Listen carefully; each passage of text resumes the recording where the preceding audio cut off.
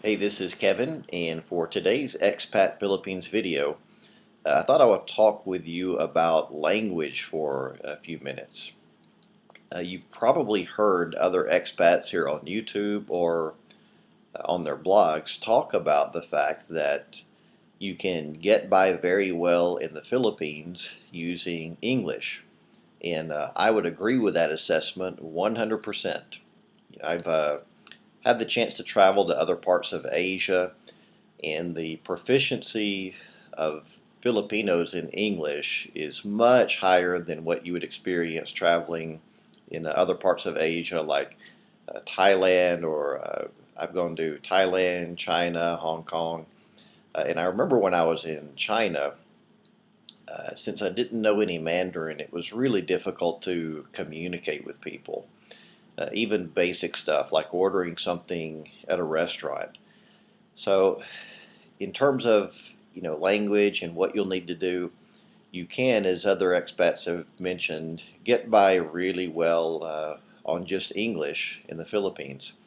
And in fact, I've known some missionaries who've had very effective ministries and very good lives and very deep relationships with Filipinos who were never really able to learn any of the languages of the Philippines. So don't let language be a barrier that would keep you from visiting or even moving to the Philippines. If you're concerned that you can't learn another language, don't worry about that. Now, in a minute, I'm going to talk about why you should at least try. But the first thing that I wanted to say here is that Filipinos are very good in English. You can get by on that very well. And another thing that I will add is because Filipinos are taught English so young, most of the, or many of the television shows and pretty much all of the movies that you have here in the U.S., you have in the Philippines. So when a new movie comes out, whatever it is, it's going to be there in the Philippines because they can watch it without subtitles or anything like that. So that's another perk is you can watch movies, television shows, sporting events because they tend to be widely available there. So that's English.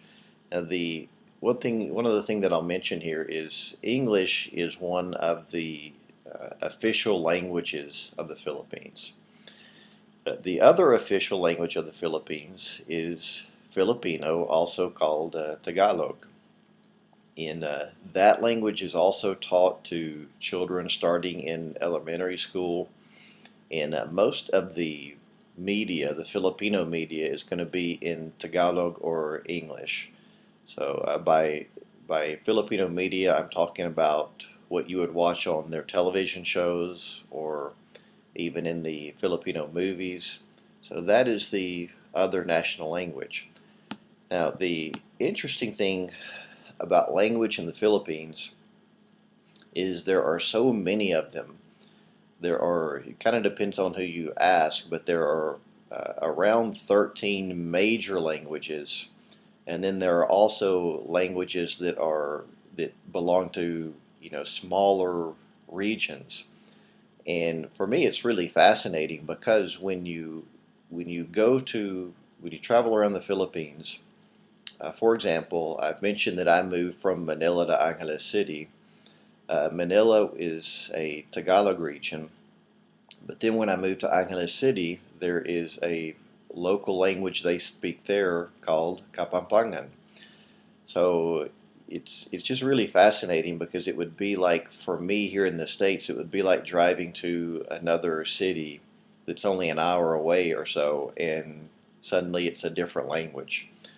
For that reason, Filipinos tend to be very good linguists. My wife, for example, speaks 4 languages. And so a Filipino is going to speak English, Tagalog, and then they're going to speak usually 1 or 2 other languages.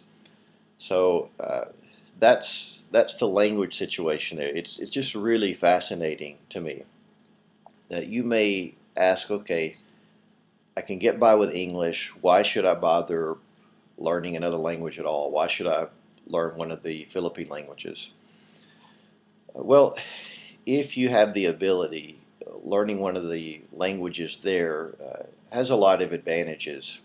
A couple of things to keep in mind is if you don't know the language there where you're living,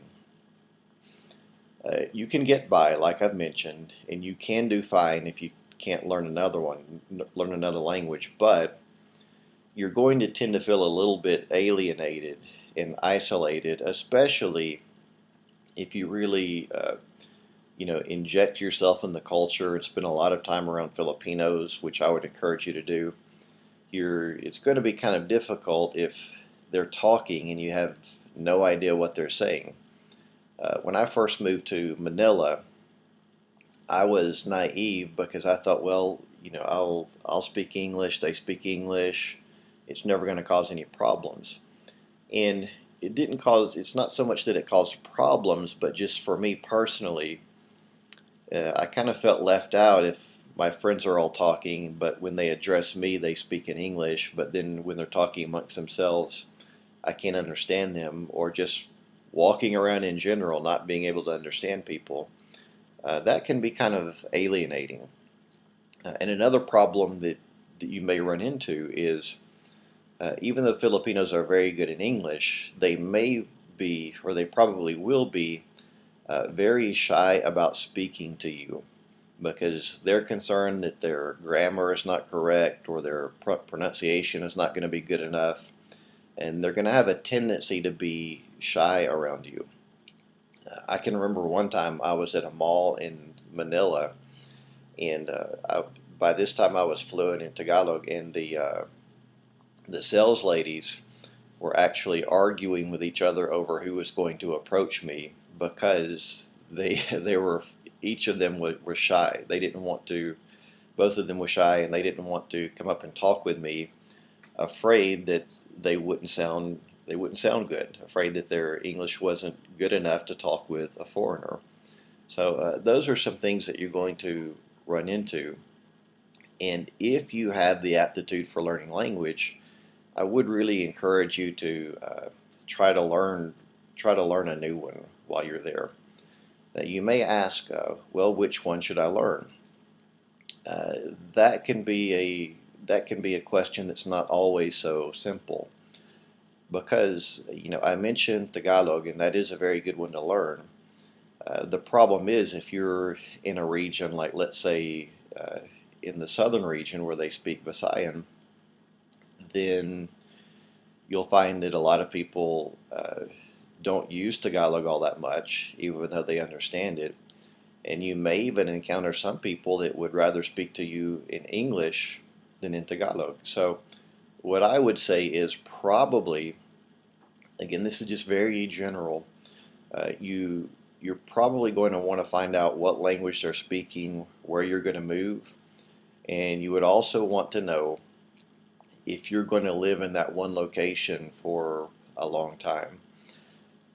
So, for example, if you're going to be moving around a lot all over the Philippines, Tagalog is very good because all of the people there are going to be able to speak it generally, and they're going to be very comfortable conversing with you in Tagalog because even if it's their second language, they also know it's your second language, so they're not going to be shy about using it. But on the other hand, let's say you're going to move to Davao.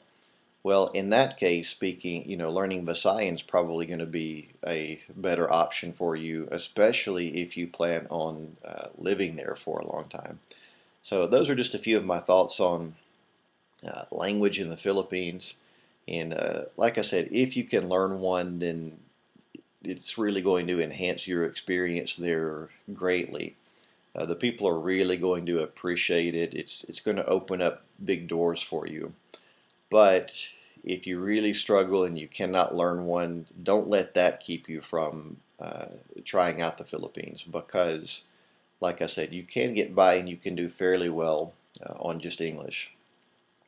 One other thing that I'll mention here in closing, I think one of the problems that you may encounter also is if you try to learn a language that's not one of the more well-known, or well-known is not a good word, but if you're trying to learn one of the more regional languages, you may find that it's a lot more difficult to find materials or books to teach you how to learn that one. So, for example, when I was learning Tagalog, one advantage of that is there are books. I could go to the bookstore and just go through a book and start learning the basics. Whereas when I moved to Angeles City, I thought about learning Kapampangan, but I didn't see any books or dictionaries anywhere. They're probably out there, but they're not nearly as easy to find. So that's just another thought that you may want to consider. So those are some of my thoughts on languages in the Philippines. I hope this video has helped you. And if you have any other questions, feel free to leave them in the comments.